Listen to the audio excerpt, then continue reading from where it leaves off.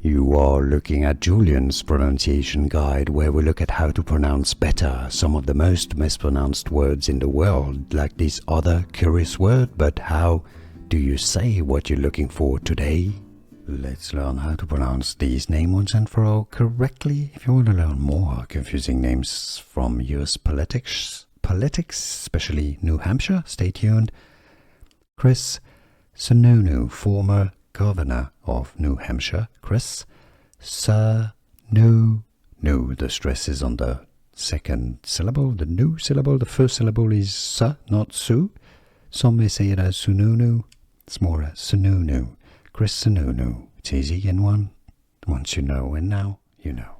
Here are more videos on how to pronounce more confusing words and names too many mispronounced. Like this video if you found it useful. I appreciate your support. I'll see you soon and thanks for watching.